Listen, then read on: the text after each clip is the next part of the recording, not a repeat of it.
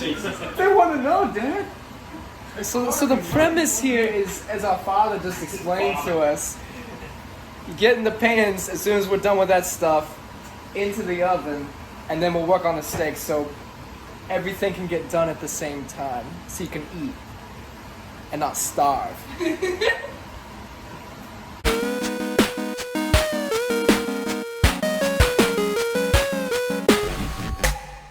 Why do you wipe the mushrooms off with a... Because they got a bunch of dirt on them. Oh man. And nobody. Hey, But why don't you wash them in the sink? Because if you put them under so much pressure, they'll just fall apart. Like you have to use like a damp washcloth so that it doesn't like break apart. Soggy. Yeah, soggy. Okay. So I am making the mix for our mushrooms. This will go as like the filling in the mushrooms. So I have a stick of cream cheese and my can of fire roasted tomatoes. And then I have a 1/4 cup of onions. I'm going to add that to it. Make sure I get them all in there. And I have a 1/4 cup of feta cheese. Then I'm going to add a teaspoon of pepper.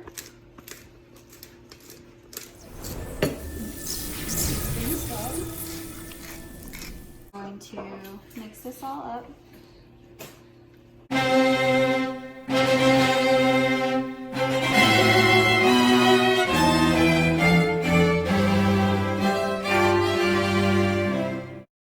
So this is the topping for the mushrooms that'll go on top of the filling. So in here I have a 1/4 cup of panko breadcrumbs. That your dad bought. Yes, that Dad bought. Now I'm going to add 2 tablespoons of olive oil. And then I'm going to add a 1/4 cup of grated Parmesan cheese and a 1/2 teaspoon of pepper and a 1/2 teaspoon of salt. Thank you. And then I'm going to mix this up. About me and my feta, you over here honking sour cream. So I'm filling up the mushrooms with the filling. Trying to make sure I don't overload them, but what about this one? Good enough. What do you do with that filling? That filling I'm going to put on top of this. So it's a garnish. Yeah.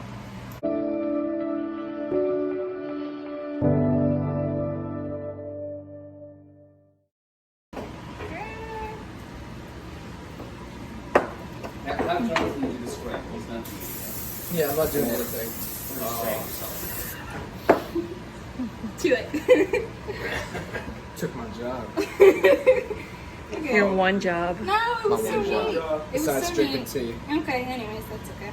So we spray it, and now we're going to add some shredded Parmesan and just kind of put it all over it. Like that. And then we'll drizzle some olive oil and some salt.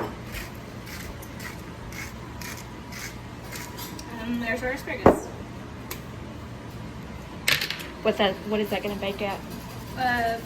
425. Yeah. For how long? About Not there. 15, 20 minutes. 15-20 minutes.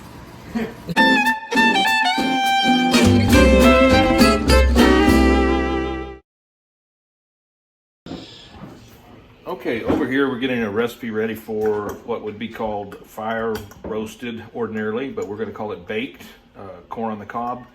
We have 4 teaspoons of grated Parmesan, which is controversy in this house, but we'll save that for another time. And also a teaspoon of Bad stuff. in this case, cayenne, because somebody threw away the paprika. It was 3 years old. So That's ready. Now we're going to put in a cup of sour cream, a cup of heavy whipping cream, and a teaspoon of salt, and that'll be ready for when the corn finishes boiling. We'll save some for Mom and others that like it just like that, and then we'll put some in a 9x13 pan, sprayed with olive oil spray, and covered with melted butter and this concoction.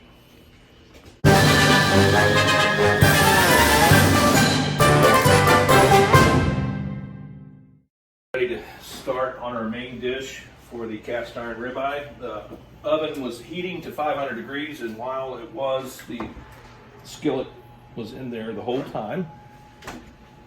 And the goal that we have each time we fix this meal is to have everything else that we want to serve with it all prepped and ready to go.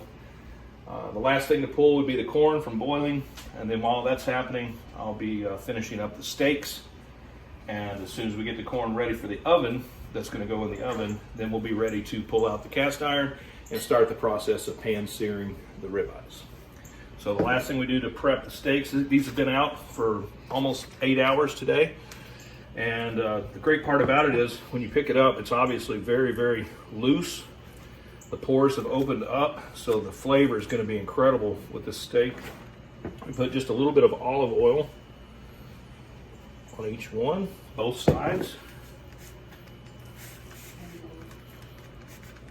Let that go in, nice.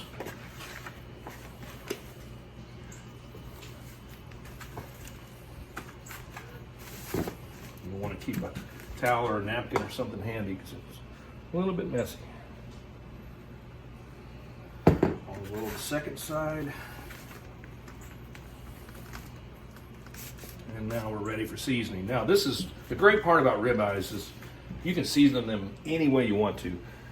You can put no seasoning whatsoever. You can put it, in our case, like a creole seasoning or a spicy seasoning, or you could go more in a sweet direction, or you could just do flat out a really coarse salt and peppercorns and hit it like that. Incredible, amazing taste no matter what you do. That's the great thing about working with ribeye. So we're going to do a light seasoning.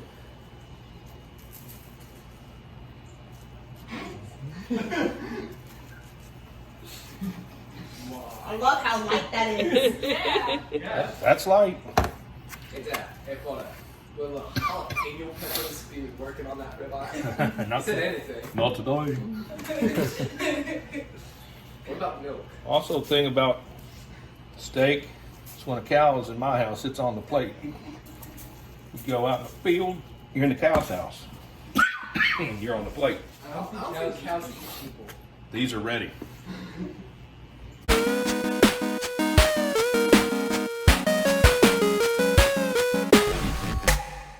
Minutes in, so now I'm going to pull the cast iron and begin the process of cooking the ribeyes. And what we're going to do is put each side on slightly different time. We're going to start out with the front side somewhere between 3 and 4 minutes. It's a little bit of subjectivity. You kind of got to judge based on the fat content and how the color of the steak looks while you're cooking it. And then you don't want to flip it at all or lift it up during that time. Just leave it searing for 3 to 4 minutes. Then flip it over one time and let it cook for another 2 to 3 minutes, depending on how well done or how rare you want your steak. Another beautiful part about ribeye, you can fix it the way you want it. So getting ready to do that, it gets really busy during that time. So here we go. The burner on your stovetop should be at max or near max to keep it warm. And here we go.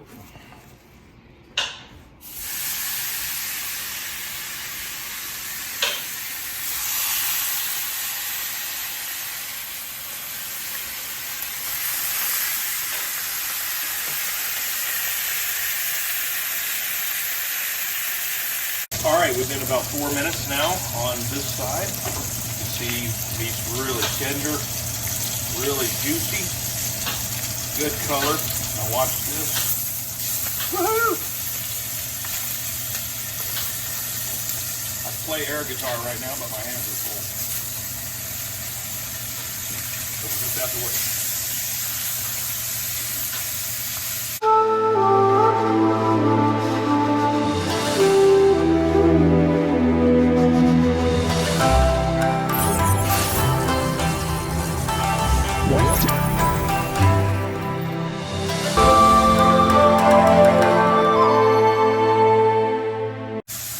And we're going to cook for another 2 to 3 minutes. There we go. So, perfect cast iron ribeye.